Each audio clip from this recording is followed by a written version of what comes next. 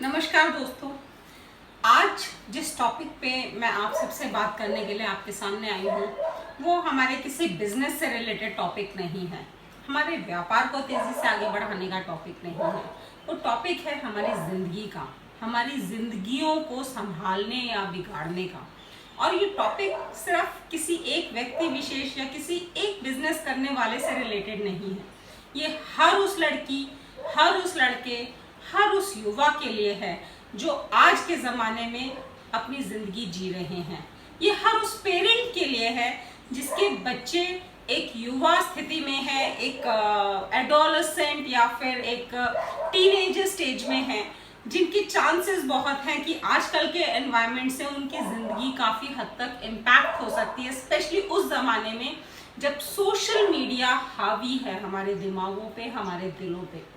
दोस्तों, आज का टॉपिक है उस रिसेंट बहुत बड़ी एक जो हमारे चारों ओर चल रही है टॉपिक, जो कि बॉयज़ लॉकर रूम के नाम से हम सब जानते हैं, जो कि हर सोशल मीडिया प्लेटफॉर्म पे आपको नज़र आ जाएगा। Boys locker room, BOIS, boys locker room, जो कि हर सोशल मीडिया प्लेटफॉर्म पे है, हमारे मीडिया में, हमारी खबरों में जिसने जगह बना रखी है।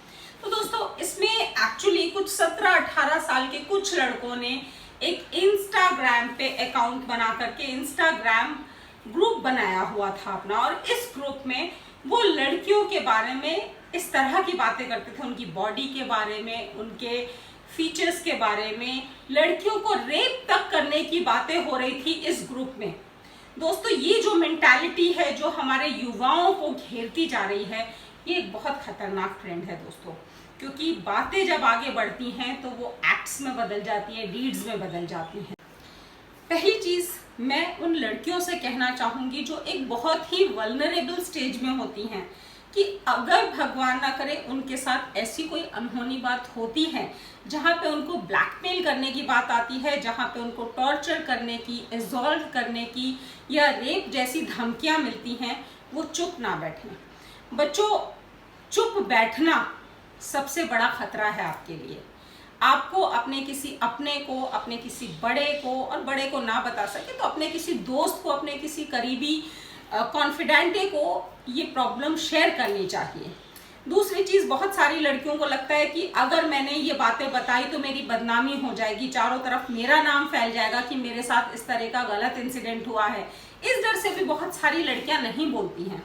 तो मैं बताना चाहूँगी कि अगर आपको ऐसा डर है कि आप अपने किसी फ्रेंड, रिलेटिव्स, माँ बाप से भी ये बात नहीं शेयर कर सकते हैं, तो बहुत सारे गवर्नमेंट और नॉन गवर्नमेंट ऑर्गेनाइजेशंस के हेल्पलाइन नंबर्स हैं, जिन नंबर्स पे आप कॉल करके अपनी प्रॉब्लम बता सकते हैं, शेयर कर सकते हैं, और वहाँ पे ये श्योरिटी है कि आपका नाम उजागर नहीं किया जाएगा।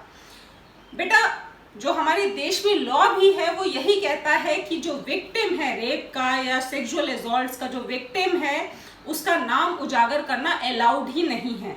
जो हमारे देश में बहुत ही घिनौने रेप केसेस कुछ रिसेंट टाइम्स में हुए, जिसमें कि विक्टिम का नाम निर्भया या धैर्य लिया गया, जस्ट बिकॉज उनका असली नाम बताना अलाउड ही नहीं है एज पर लॉ, और किसी ने भी नहीं बताया, और ना ही कोई मीडिया चैनल या कोई भी और उनका असली नाम उजागर कर सकता है।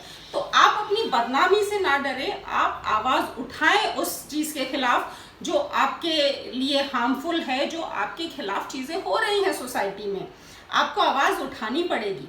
सेकेंडली बेटा, एक 0 FIR का प्रावधान है, specially it is good for girls and females and ladies, जिसमें कि होता है कि कई बार लड़कियों को लगता है कि ये जो बॉय है, ये जो लड़का है, ये जो आदमी है जो मेरे खिलाफ दुष्कर्म कर रहा है, हो सकता है वो बहुत इन्फ्लुएंशियल हो और उसके एरिया में वो पुलिस स्टेशन उसके खिलाफ FIR या कंप्लेंट एक्सेप्ट ही ना करे।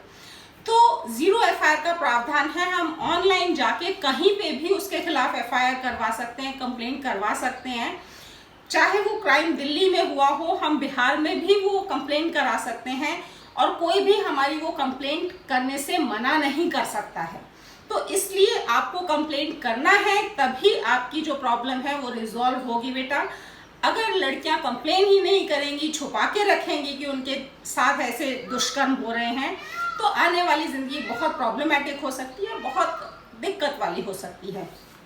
दूसरा, मैं लड़कों को भी समझाना चाहूंगी, ये जो साउथ दिल्ली के कुछ 17-18 साल के लड़के थे जिन्होंने इंस्टाग्राम ग्रुप बनाया था और जिसपे वो इस लेवल पे बात कर रहे थे कि वो कैसे गैंग रेप कर सकते हैं, वो ये नहीं जानते कि ये जो छोटी छोटी बातें भी हैं उनको बहुत बड़ी परेशानी में डाल सकती हैं।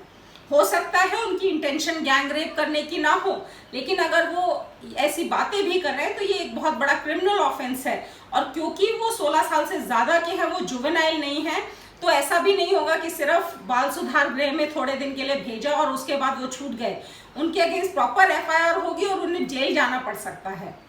एंड ऑफ कोर्स पेरेंट्स को अपने बच्चों के सोशल मीडिया प्लेटफॉर्म्स पे अपने बच्चों के बाकी जो उनके एटीट्यूड्स हैं उस पर ध्यान रखने की बहुत ज़रूरत है आज के समय में, क्योंकि बच्चों का ये एक एक्ट उनकी पूरी ज़िंदगी बर्बाद कर सकता है। एक बार अगर आपके बेटे पे कोई FIR हो गई और उसके खिलाफ एक्यूज जो है उसके खिलाफ ये प्रूव हो गया कि उसने क्राइम किया है, तो वो ज़िंदगी भर के लिए एक क्रिमिनल कहलाएगा। उसकी पासपोर्ट्स बनने में प्रॉब्लम होगी, उसके वीज़ाज में प्रॉब्लम होगी, उसको कभी भी कोई गवर्नमेंट जॉब नहीं मिल पाएगी, तो एक तरह से उसका पूरा करियर बर्बाद हो जाएगा। तो प्लीज़ अपने बच्चों का ध्यान रखें, उनका दोस्त बन के उनके साथ रहें, उनकी प्रॉब्लम्स को भी उतना ही शेयर करें जितना कि आप अपने बच्चों की अचीवमेंट्स को शेयर करते हैं। अदरवाइज जिंदगियां बनाने में बहुत टाइम लगता है, लेकिन ज़िंदगी बिगड़ने में कुछ पल ही काफ़ी होते हैं। Thank you.